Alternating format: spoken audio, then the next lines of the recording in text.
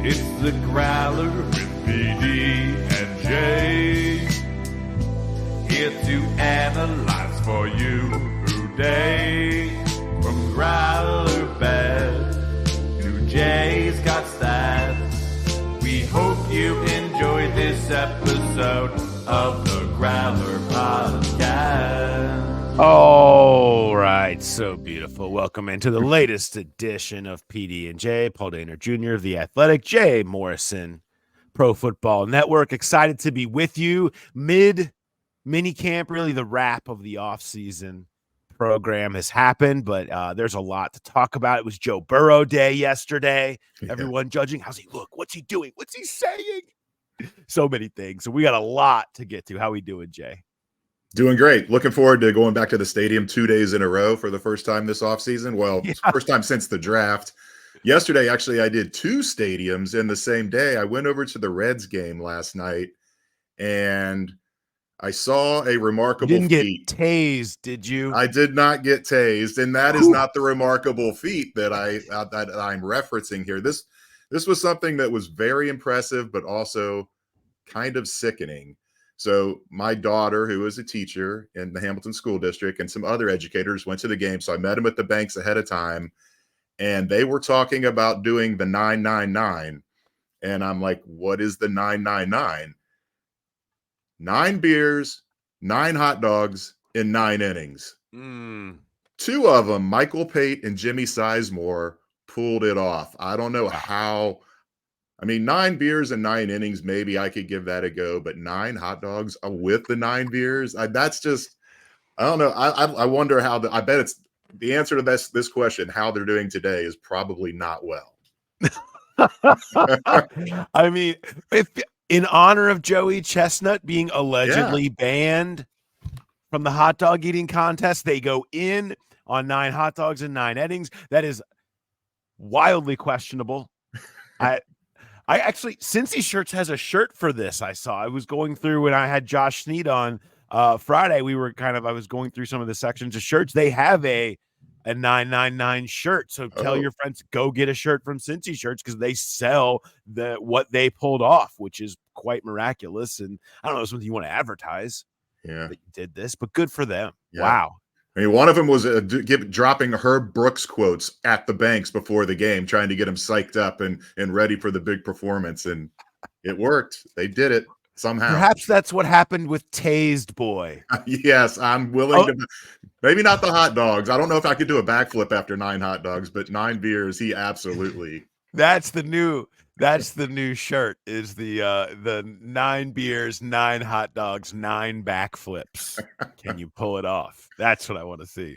Well, we have plenty of things to talk about. Happy Jay didn't get tased last night at the baseball game, like our good friend did there. I have no idea who that guy is, but what an effort. And so we're going to talk about Bengals. We're going to talk about where we're at. You're going to hear from Joe Burrow a little bit.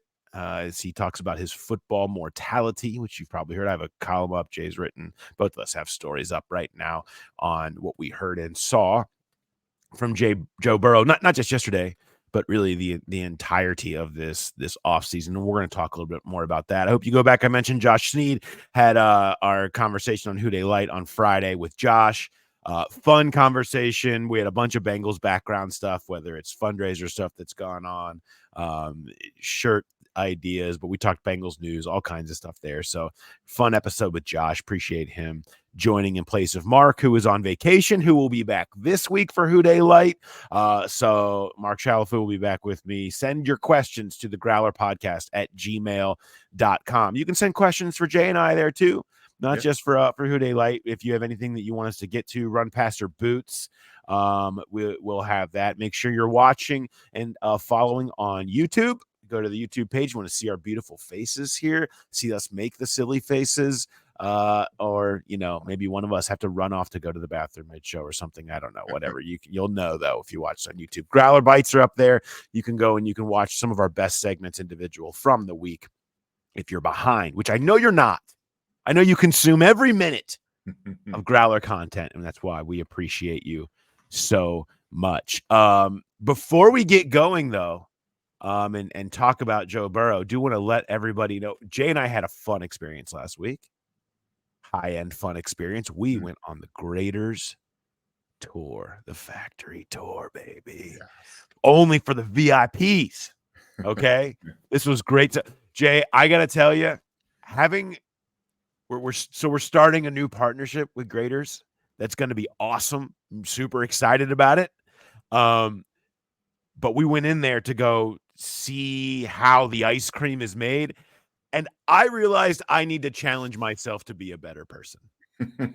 These people are doing stuff at the highest level, okay? And the attention to detail and the craftsmanship Unreal. is so high, and it made me question, what am I doing with my life? I got to be better. I got to be a better man, okay? I didn't expect that feeling coming out of the ice cream tour. Yeah, and Tim and Andy gave us the heads up before they started the tour. They're like, look, we're going to be on the floor. We're going to be in these guys' way. They're not going to mind. And it felt kind of weird, but they didn't. They just kind of worked right around us and kept doing what they were doing. They filled every single pint by hand. I was stunned by that. And just the efficiency, watching the guy do it. And then at some point, I think Tim even said something, or Andy said something. He just looked over and smiled at us. And he was, I don't know if I could do that for a couple hours at a time, but he was having a good time doing it. And it's just we went in a freezer. What was it? Minus 20 degrees in there. There was a lot of, I don't know if I had preconceived notions, but I was really surprised by a lot of what we saw there.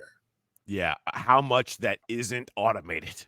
Yes. How much is like it's like, I get it now. Okay, I get it why it tastes better. Like the attention and all of this stuff individually is just remarkable. We had to have some ice cream at the end, which was straight off the line, baby. It was something else. It was so good. But so our partnership here with Graeter's is gonna be so fun. Here's what I like. I've got the magic finger, okay?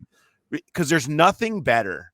There's no better gift that you can give. If like you're from Cincinnati or you just want to give somebody a taste of what the best thing Cincinnati does, arguably, just to send them some Graeters. You can send them these packs, these like 6 pints that just show up at your door.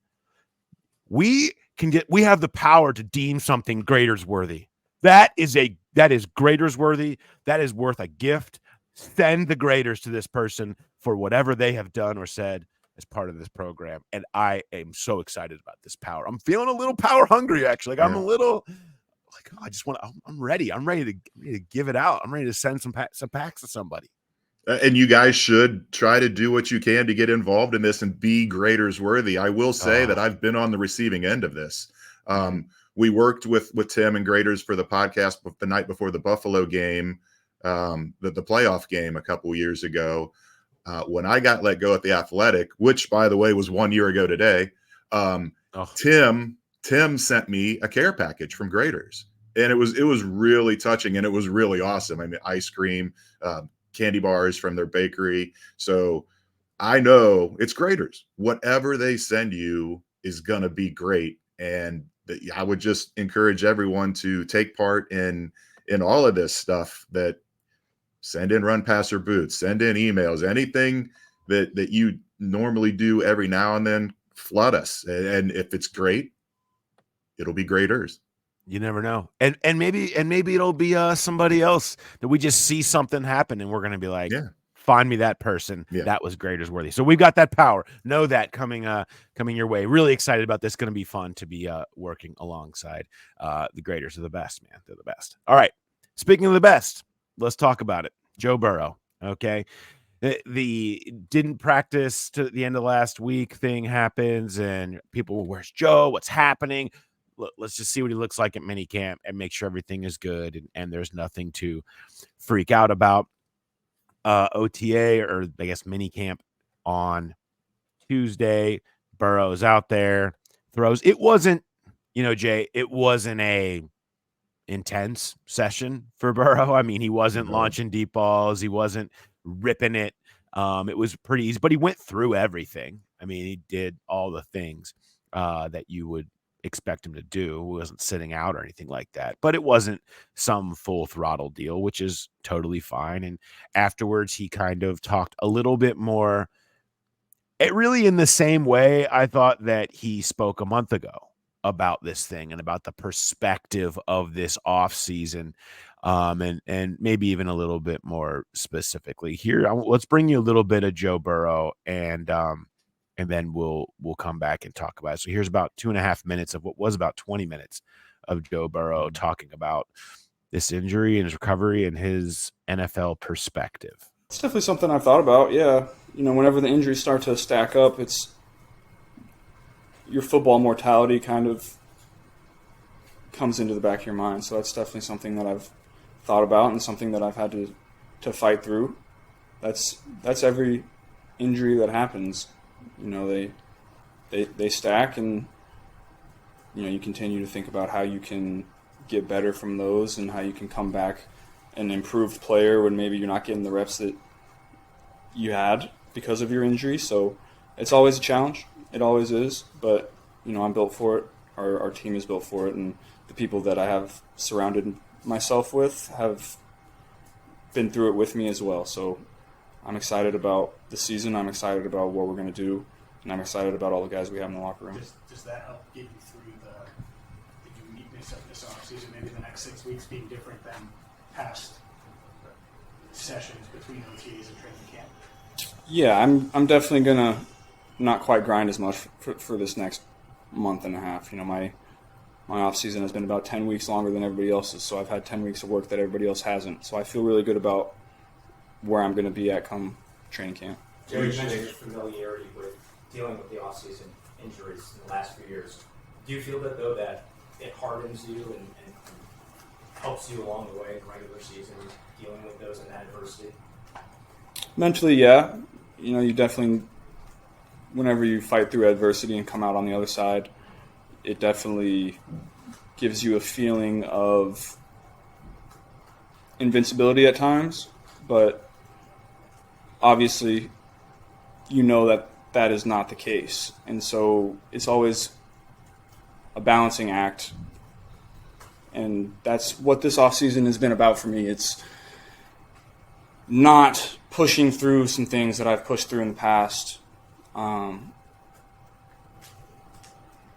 I've always prided myself on my mental toughness to be able to push through pain and push through those injuries. And so that's kind of been my growth this offseason, is taking a step back and understanding my value to the organization and to the team, and the value of the work that I've put in for the last 10 years, and relying on that as opposed to relying on my work week in and week out, day to day. So there's Joe Burrow from Tuesday, Jay. I mean, again, like I said, this was a lot of similar themes to what we heard a month ago. How did you take? Did you feel like this was sort of an extension of what we heard, or anything else that stood out to you about it? Yeah, it did feel a little different. Just his tone.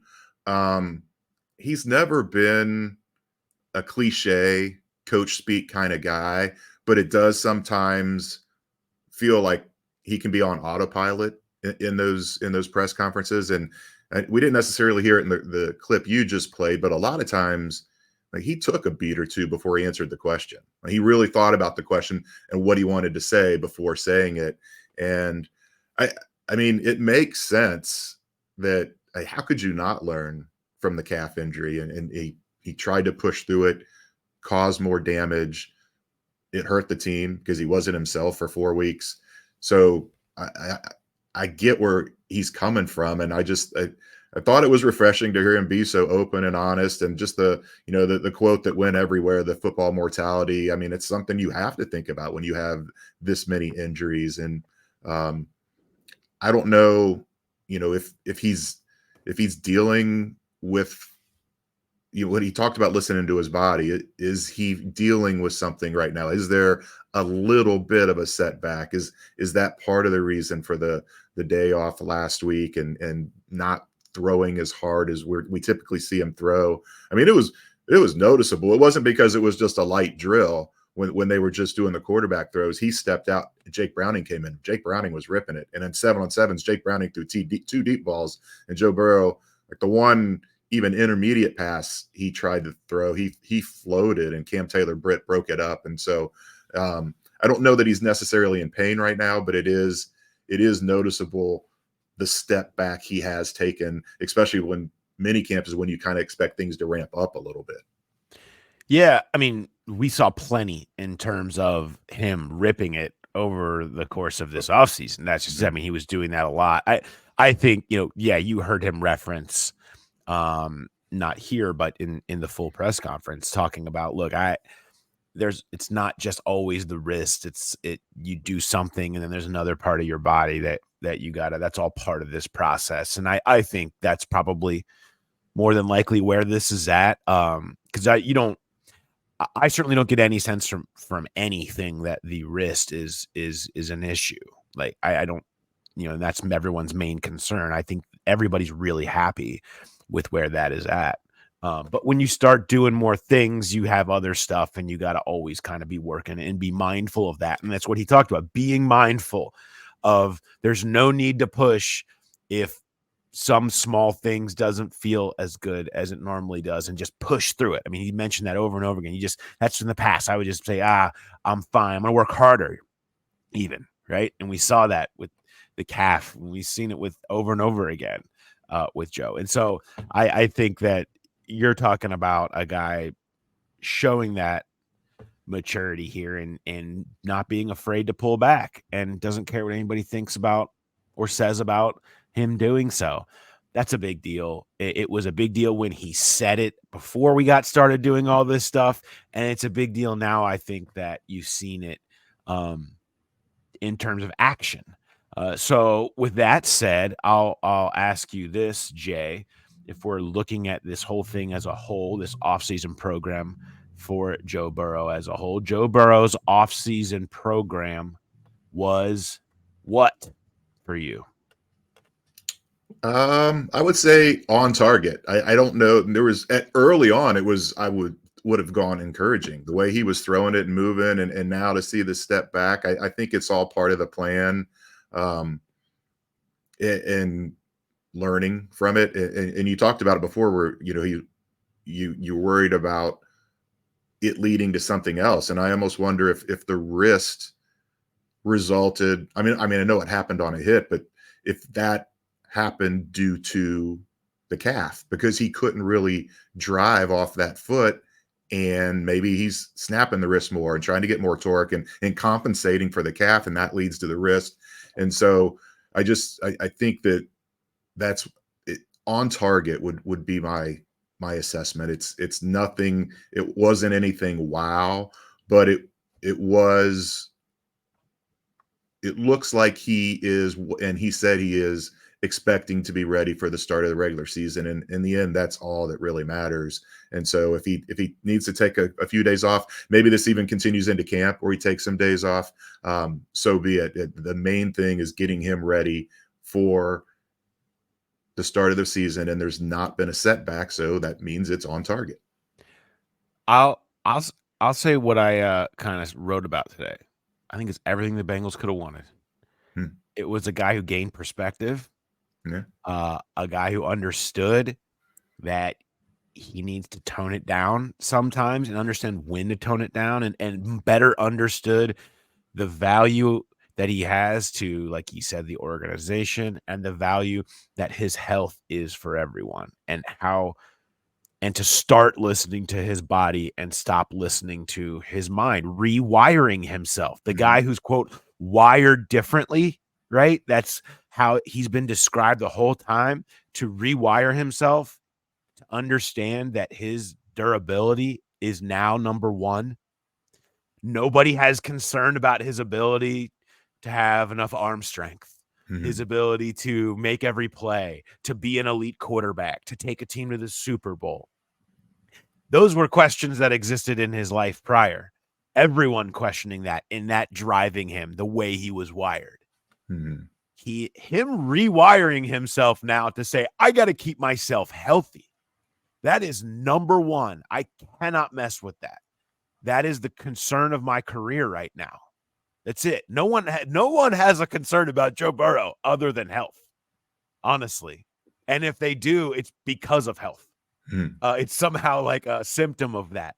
And so I think showing that understanding, all while doing, like you said, Jay, staying on target, throwing. What else could you have wanted other than say you saw him throw, saw him rip it, saw him scale it back, showed perspective and understanding that he knows the process is, full expectations to be tip-top shape when it comes time to start the regular season, from what the offseason program was and all the uncertainty around this injury and Burrow as a whole.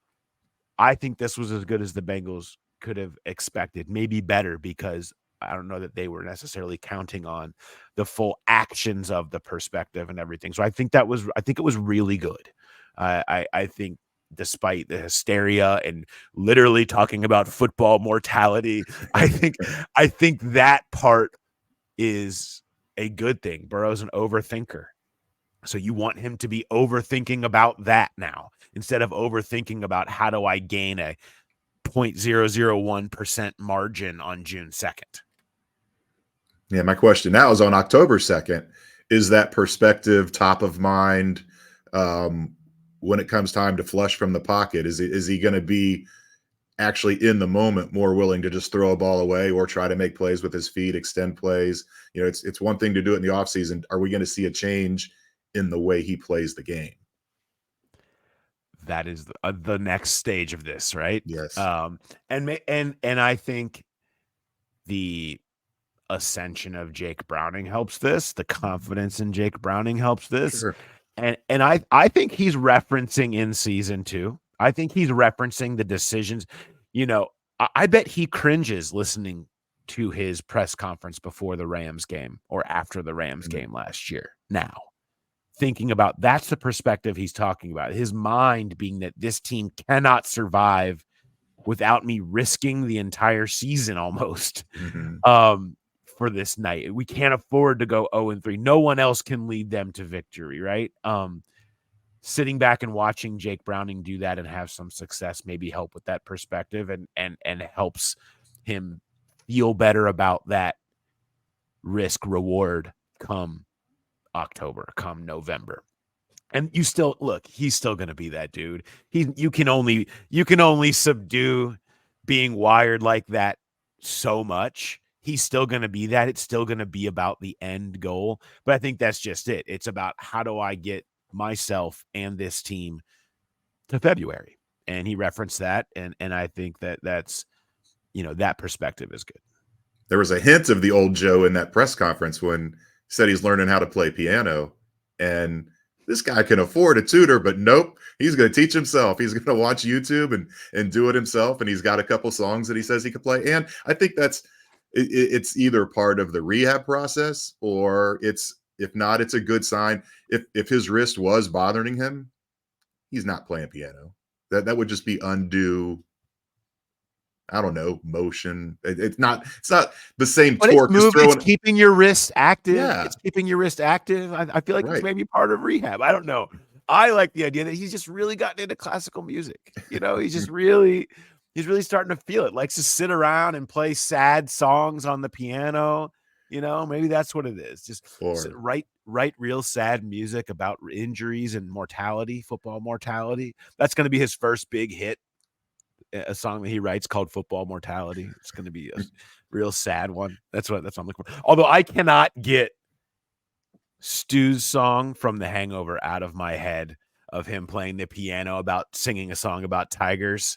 I just can't. I cannot get it out of my head. You've seen The Hangover, right, Jay? I have seen The Hangover, but I don't remember the song that you're referencing. Take a little tiger snooze. You don't remember? I mean, it's amazing. It's like one of the greatest scenes. Oh, I haven't been able to I was hungover when I saw The Hangover. Joe Burrow singing that song, singing a song about tigers inside of like a Vegas hotel room. I need that in my life.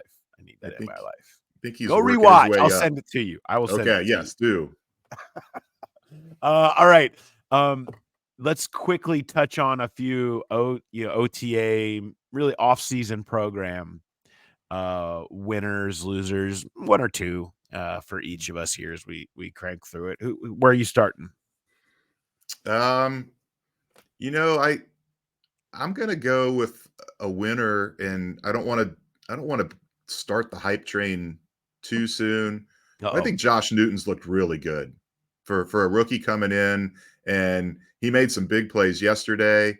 And he's a guy that, I mean, he's all business. And I talked to him a couple weeks ago about the viral video with Chad Johnson, and he knocked him off his route, and he talked about everybody blowing up his phone, and he said, you know, I did it 3 times. They only showed 1, but I did it 3 times, and he was having a good time talking about it. And then I asked him, so what do you got planned for the break? And I'm thinking, rookie, he's going to go do something fun. And he said, train. I was like, and what? Nothing else. I'll visit my family in Louisiana on 4th of July, but I'm spending the rest of the time training. And I think that he's not, there's not a scenario that has caused him to be a winner. I think it's just the way that he has afforded himself in these OTAs, and he's looked good in the 7-on-7 coverage periods. And again, I'm not saying he's not gonna challenge DJ Turner and Dax Hill to be the starting outside corner, but he's throwing himself in the mix to get some snaps when they're in nickel and they've got 5 DBs on the field. Yeah, I mean, look at the way we talked about DJ Ivey last year.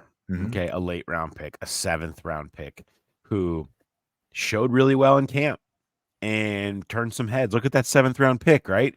And then started earning himself some time in practice, and then very, very limited time, was an exciting prospect when he got in the regular season before his injury. And there's no reason you couldn't see a similar type of path from Newton if he can roll this over into camp. I mean, this is going to be all about training camp for these guys, but I mean, he's got the right attitude. He's got shown a nice foundation. I'm with you. I would buy that. I'm going Chase Brown. I have had multiple people mention to me Chase Brown without prompting, and talking about running routes and how drastically different and better he looks at that. Joe Burrow yesterday specifically shouting out Chase for how good he has looked.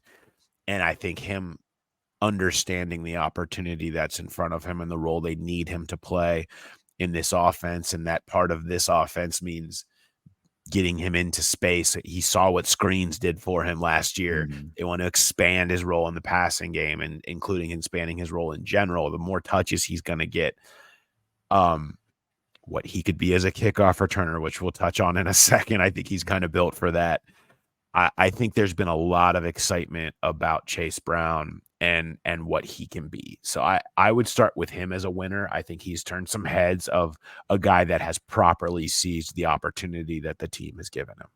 Yeah, I agree. And I still wonder what that split's going to look like. I still think maybe carries and snaps are going to lean more towards Zach Moss, but Chase does. He's just, it's what they build him as last year with that explosion, and never really got to see it until late in the season after Burrow was hurt.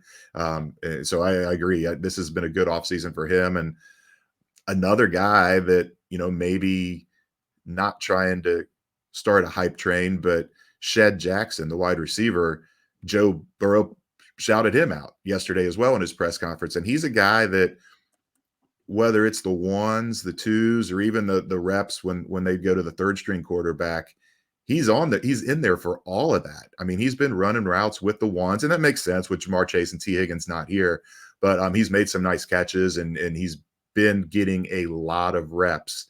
And it's a deep room, and it's going to be really hard to crack that unit. But this is how it starts.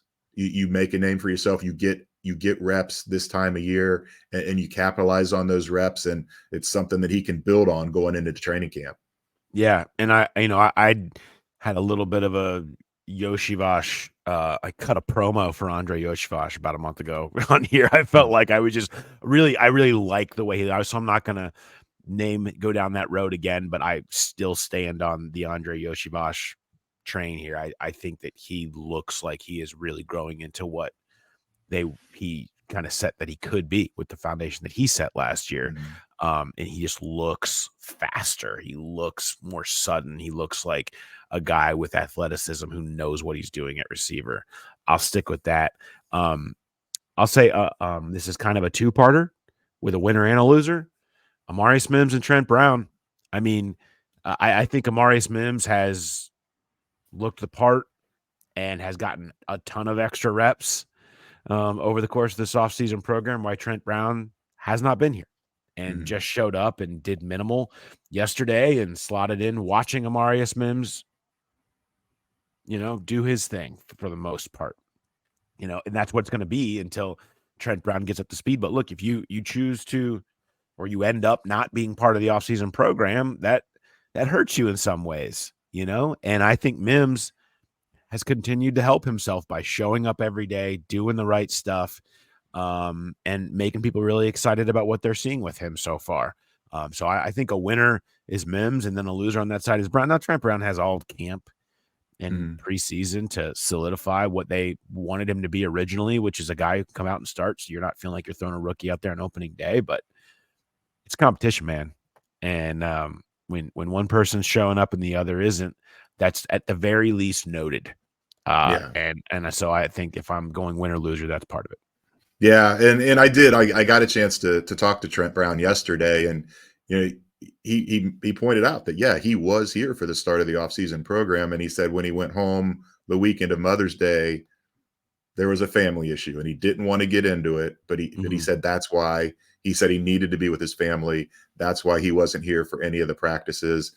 He did say that for all the meetings that they had, he zoomed in. So he was in those meetings. He just wasn't physically in the building, and he wasn't able to do the on-field work. And he didn't want to get into what the family thing was. I didn't want to push. I told him that. I was like, I'm not trying to pry into your business, but is everything good? And he said, whatever the issue is trending upward. So that's good that his mind is clear of that.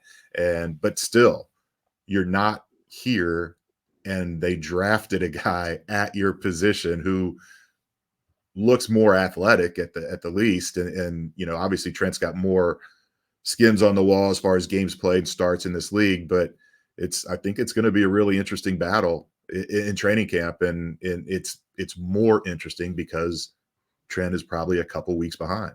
Yeah. And that's, again, like you said, I mean, family stuff, things happen.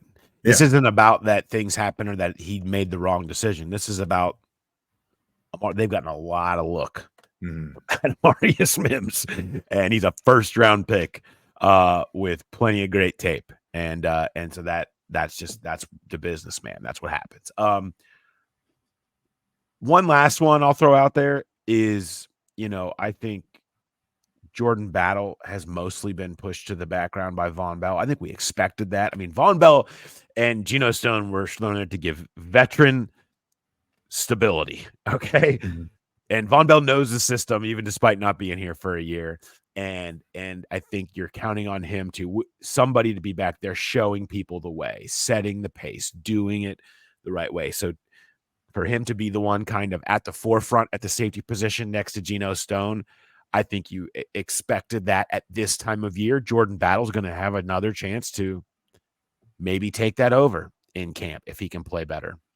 We'll see. But I think him sitting back watching Von Bell will inevitably be good for him. But it also did show right now, like, everybody here is okay with Von Bell and Geno Stone being the starters opening day. And I think that Jordan Battle needs to go and take that in camp if he wants it. It's nothing. Zero is being given.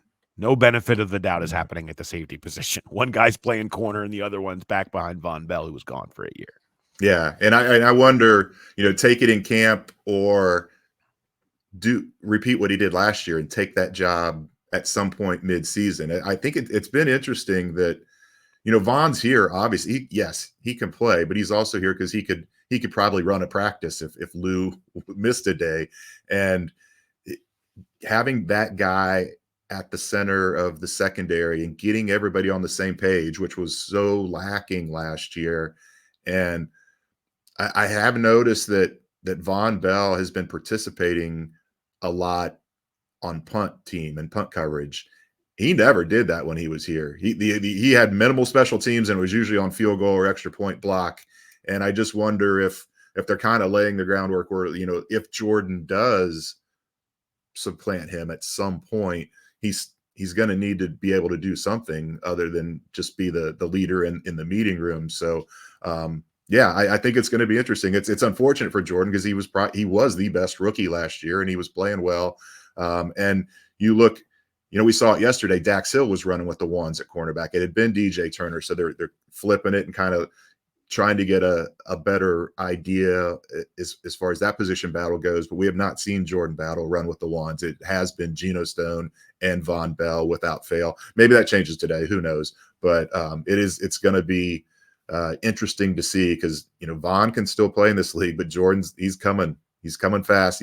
I think he's going to be a good pro in this league, and I just wonder if Von is here to get everybody set and then kind of pass the torch. Yeah, I think so. And I think it's a matter of, does he pass the torch at the end of the year? Does he pass the torch in preseason? Does he pass the torch in week 8? I mean, I think the matter is that they knew that they at all costs had to provide stability to this defense and communication to this defense that did not exist with those young guys. And so they feel like they have provided that. And now it's a matter of Jordan Battle gaining back the trust to show that he can also be the one to provide stability on top of all the other things that he showed that he was capable of last year. So I always hate this winners and losers trope. I'm not calling it's not really that. It's just a matter of movement that you've kind of seen. Risers and fallers. Risers and fallers. Sounds so much better. I don't. Falling feels negative. I don't want to go into someone's falling over. It's just there's just movement. There's just movement, jockeying. That's what we need. We need like a Kentucky Derby graphic and like a bunch of horses going across the screen or something like that. It's just jockeying, right? All right. I want to talk for a minute because I could probably talk for 2 hours, but I won't waste your time on it. About the new kickoff. I spent a bunch of time talking to Darrin Simmons. I have a story up on The Athletic now if you want to go read about Darrin Simmons and really the entire special teams group's approach to the new kickoff, which I'm telling you, it's just fascinating. I mean, there are so many ins and outs. There's so many unintended consequences. There's so many ripples, and there's going to be, 1,600 extra plays with potential to take it to the house this year in the NFL that has never been really ever done like this in NFL history, creating a new play from scratch. And all these special teams coordinators are trying to get out in front of the rest of the league and be ahead of the trend. And how do you do that? It's just trial and error every day and trying all kinds of different things, different personnel groupings, different, not even kickers potentially kicking. That story is up there, kind of diving into that with Darrin. I'm going to bring you a small piece of Darrin Simmons, and we'll talk a little bit more about this play. Yeah, this is so. Is it fun? Has it been fun? Has it been a fun thing starting something new like this? Yeah, it is. Yeah, it is. It's been kind of invigorating. It's something different. It consumes my mind. Consumes my thought. Yeah, just trying to anticipate what the opponents are going to do. But, I want to make the opponents adjust to us. I want to be at the forefront of it. I want to make them adjust to us. Yeah. And, so hopefully but I want us to be sound more than anything. Instead of, yes, I want to know and understand the play better than everybody else, but I also want to be able to execute. And I want to be too cute. I want to, stay within the core fundamentals that we have and the beliefs that we have in different schemes of return game. And let's go execute them within the rules we have now and see what they look like. Yeah. I picked that out because that was kind of really the core thought of where Darrin Simmons has kind of landed with this new play is you can let it consume your mind, consume your thoughts. I mean, you can live with this every day and think about every little thing you could possibly do. But at the end of the day, you've got to teach this to players, to 20-year-olds, to a lot of rookies, do something they've never done before. And, you don't want to get too cute too fast because you want to keep it as close to football principles as you can as you ease people into, because that's what they know. And you just want whatever you're doing to get executed properly. Keep it simple, stupid, right? I mean, it's the old KISS principle is you can get crazy and people are going to get crazy with this. I think there's a very fine line and a fascinating balance between getting crazy and doing something new on this new play and trying to keep it as close to core football principles as you can, just for the sake of execution. And I think there's a school of thought that everybody's on equal footing because this is so new. And I don't know that that's the case. I mean, Darrin Simmons could be the unsung MVP of this team this year because I would have to think he's, if not the longest, maybe second tenured special teams coach. He was so into the analytics of special teams even before analytics was a thing in this league. And he knows this stuff inside and out. And so, yes, he's going to keep the core principles, but he's also wildly creative, and he's going to come up with some ideas, and it's going to be a lot of trial and error. And I think the kickoff in general is going to be fun to watch this year, but the Bengals in particular, because they are going to, as he said, try to make people react to them, and they're going to come up with new ideas that are going to, maybe be game changers in this. And I thought one thing was really interesting yesterday watching them do this is I was like, why does Evan have the ball teed up like that? And it was like the tee was on its side and the ball was on the ground, just kind of barely resting on the tee. And he kicked it, and it was like a sideways helicopter spin right into the corner. I don't know how often he's practiced that, but it looked like he's been working on it all offseason. It was perfect. And it's, number one, going to be hard to catch. It's going to be a different ball for a returner to catch. And two, if you can put something like that in the landing zone, who knows where it's going to go? And you could have the return men chasing it down, and that's going to put you at a huge advantage. So just things like that. I think he's going to constantly be dreaming up new stuff and trying it out. And it's just going to be a lot of fun to watch this year. He pointed out that he's like, I'm not going to say endless, but there are so many different types of kicks that these kickers can do now because they're so talented. Mm-hmm. And you buy time for your coverage group by the ball not being caught directly by one of the returners, because once that ball hits the ground in the landing zone, everyone can move. Yeah. Okay. If it gets caught, then everybody can move. You're trying to buy those couple of seconds while they have to scoop up a weird bounce, go get it. And the ball is live the entire time. Mm-hmm. Like, it's not like where the ball goes in the end zone, touchback, it's over. You don't have to do anything. You got to go get it. You got to get on it before it's a live ball. And so there's a lot of advantages that can be gained by these, he called them dirty kicks, where it's something weird has happened. He's like, and I don't want it to turn into, grade school soccer where everyone's just chasing the ball all around and stuff like that. He's like, but that's the type of thing that can be advantageous and expect to see some people fool around with. And, there's been a lot made of Kansas City pointing out that maybe Justin Reed will do some of their kickoffs for them because the kicker is more involved. Evan said he has no plans of doing any tackling drills in practice anytime soon or anything like that. We heard Justin Tucker talk about putting on pounds and muscle because he thinks he could be more involved. He's like, look, if I need to be involved, I'll be involved. But Darren's point was, if you've got a position player who can consistently put the ball somewhere or do some of these types of things, more power to you. But really the key to the kickoffs from a coverage perspective is probably going to be the precision of these kickers, where they put it, how they put it there, getting it so it's not caught every time, putting it outside the numbers between the 5 and the goal line, because these landing zones can be really important.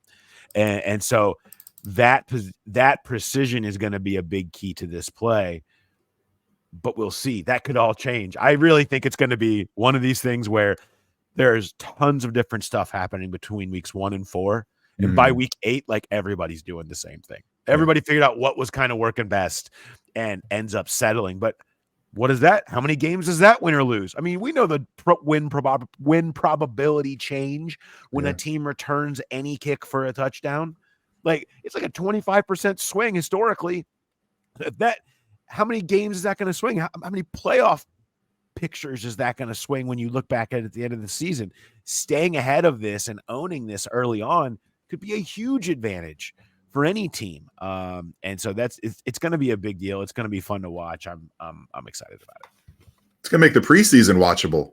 I mean, you're just to see how teams are doing it and how many are returned for touchdowns. I mean, that's the one thing that that, obviously when we're covering Bengals games, where you're looking for other things. But if you just happen to flip on a random game in the preseason, I'll sit and watch it to see how the kickoffs are.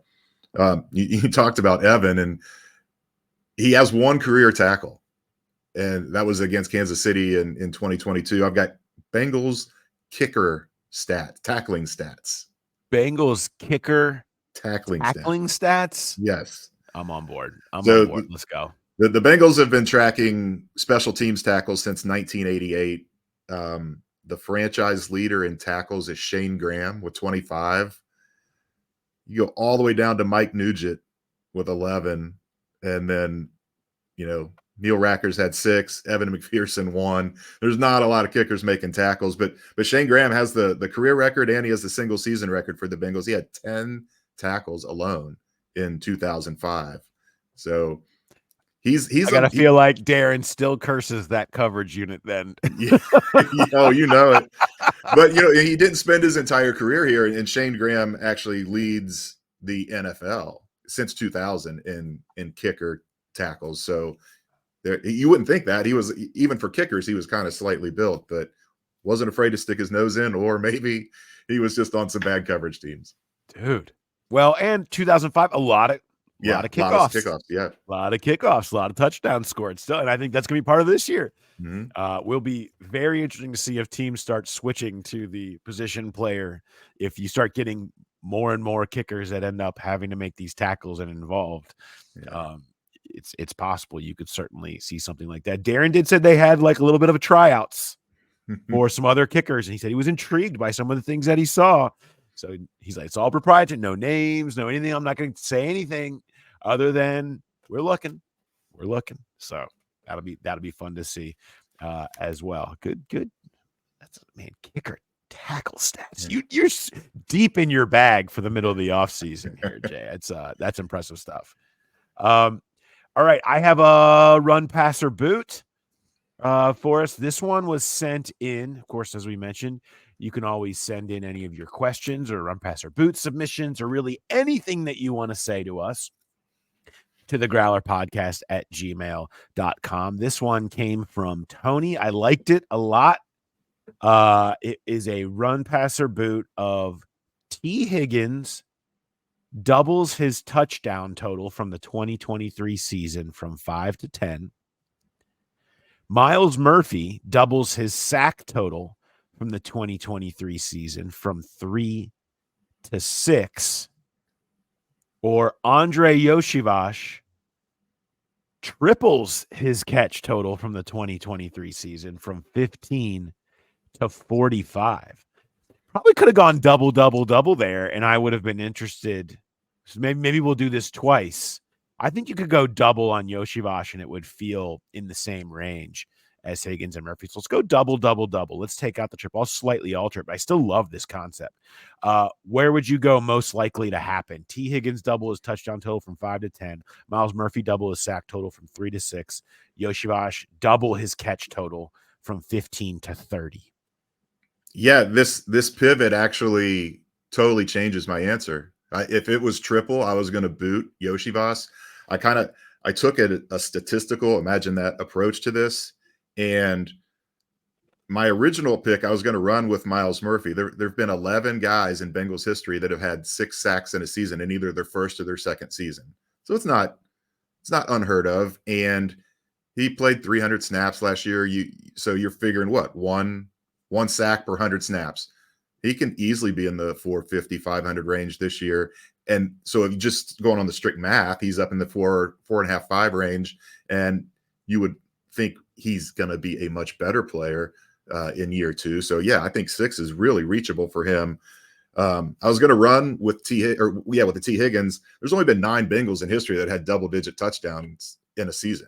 It's hard to do. And he's going to have Jamar, and Gesicki's going to be there. And yeah, I think T could have a fantastic season and still be hard to get to that 10. Yoshivas, there's only been one player in Bengals history that tripled his reception total from year 1 to year 2, that with year 2 being at least 45. That was Andre Caldwell. He had 11 as a rookie, then 51 his second year. I don't think I mean, the Bengals have never had a season where 4 wide receivers had at least 45 catches. So you would be saying, well, Yoshibasa is going to have the 3rd most catches among that group. Maybe you still think that, but instead of booting him at 45, I'm going to run with him at 30, and then I will pass on Myles Murphy, and I'll boot T. Higgins. I like the statistical approach, as you might imagine, but here's the thing. I am so in on Myles Murphy. Yeah. I think he is going to become a dude. I think he's going to have more sacks this year than Sam Hubbard had at any year of his career. I think that Myles Murphy is going to have at least 9 sacks this year. There's my hot take. Here's my June 10 hot take. Myles Murphy will have 9. I should just say double digit to make it sound cooler. I think Myles Murphy has double digit sacks this year. Wow. I think he's going to have a huge year. I think they're going to find snaps for him in as many passing situations as possible. I think Trey and Sam will probably get banged up at some point because guys do. Yep. And you'll see even more reps for Myles Murphy. I think he'll earn it. I am in. Maybe I'm off. I just feel like we saw it start to happen for him last year, and he's got every physical trait, and they are dedicated to finding snaps for him. And I think there will probably be some injury because it always is the case. And so I'm in on Murphy. So I'm running with Murphy. I'm booting Higgins, and I am going to pass on Yoshibasa. I think Yoshibasa from 15 to 30 is very possible, but they have so many weapons. Yeah, there's so many different ways this offense can go. I think anybody, and Higgins and Yoshibasa is part of the same conversation, anybody is going to have a problem outside of Jamar Chase hitting big numbers. I just think you're going to see a lot more of a spreading of the ball this year and utilizing so many different players and matchups, and everything always being about trying to funnel Jamar, but everything else being about pick your poison. We can do so many different things. I loved Joe Burrow yesterday talking about dictating to the defense instead of them deciding the type of game that we have to play.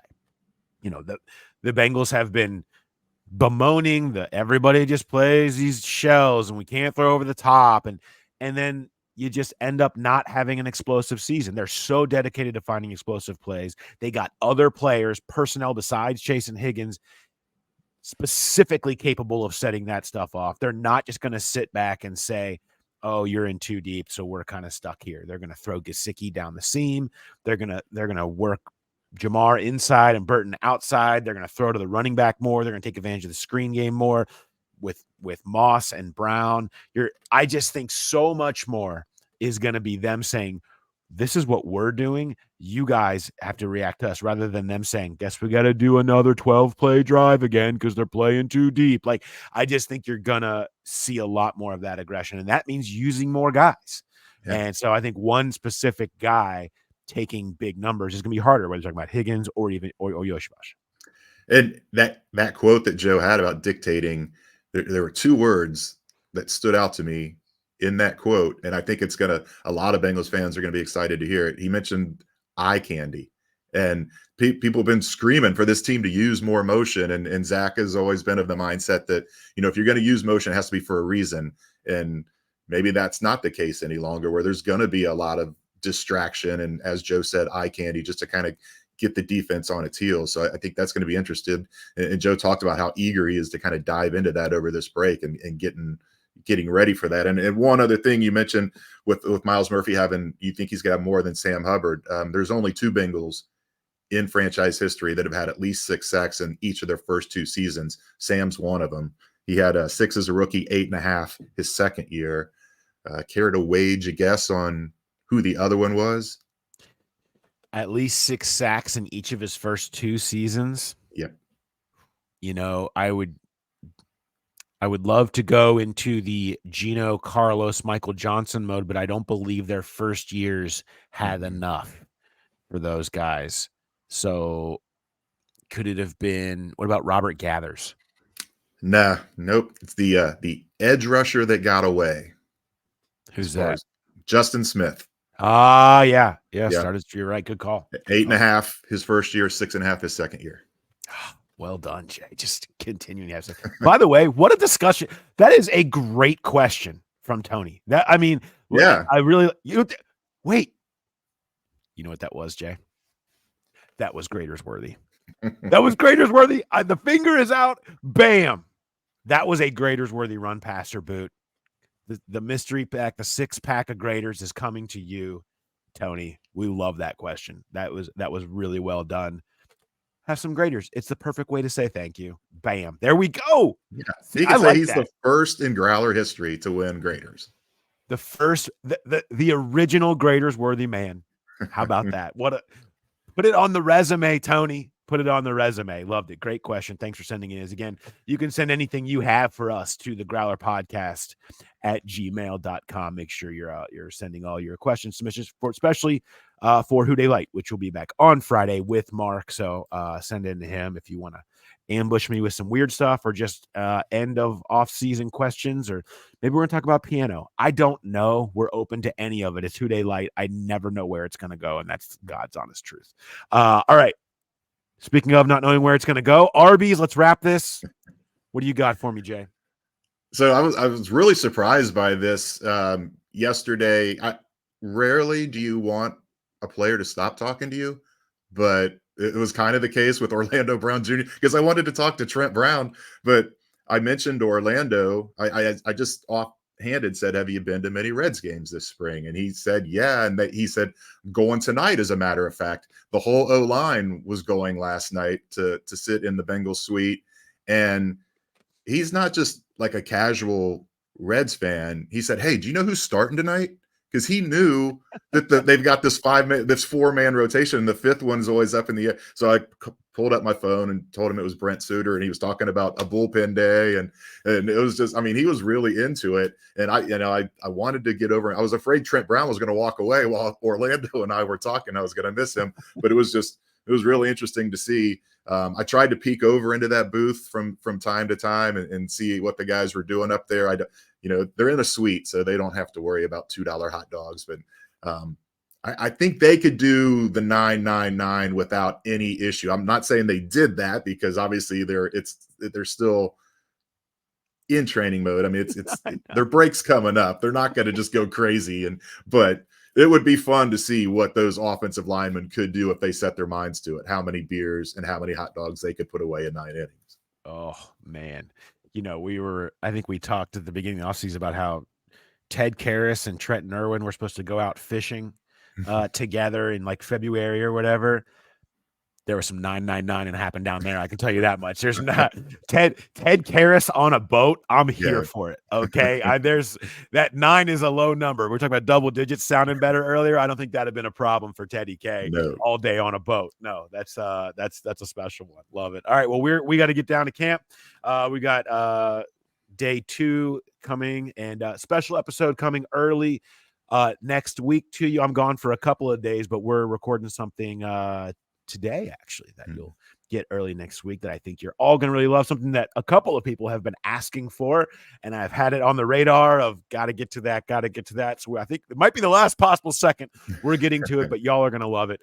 So a little teaser for our episode of PD&Jay that is coming to you early next week. So keep an eye out for that. And again, send anything you have to the Growler Podcast at gmail.com. Come check us out on Who Dey Light this weekend. So great to have y'all hanging out with us. Thanks everybody for listening. Have a good one.